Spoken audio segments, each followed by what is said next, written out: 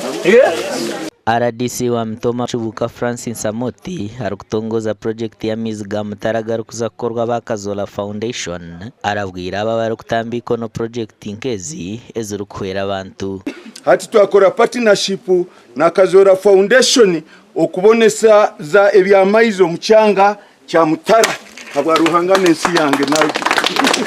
eje gombora ejeje yiturumu twakageraga mizi ga tap tutura twine cyetengo konka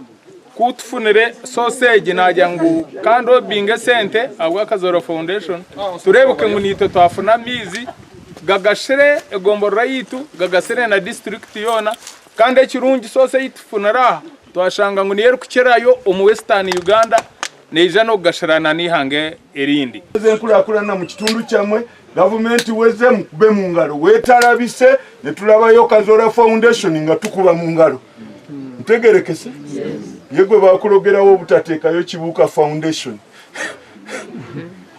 nutandika okugeya obugeya Kazora Foundation nate nteekateeka natamu ebyobutegeki iwe wencho takutamuhe yawe etali mu bya butegeki. Project ejineza kumaraho ubukikuru buri kuhika 50 kandi emyanya myingi yo kurugira hara Arthur Kazora neza kutungamizaga nagaza kuruga aha sosi gaza aha wanje gazo mu karere trading center gazenya kita primary gaza kashomero kariya kandi akakora taho gaza gomborra gaze omukachindo kandi gaze na nyashita akanisa. Amizi ni kintu kikuru cyamani kandi ntugakunda kandi sources twazireba twatwine engineers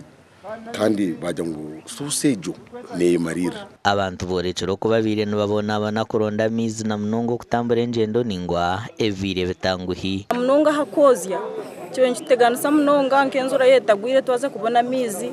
kubanza waza gataha omwe amizi gabura obwire bubura ukiza kwenda mizi ukigareta ugakorese bindi okozya okureka egombora bamitara bamitoma kangaza kora ki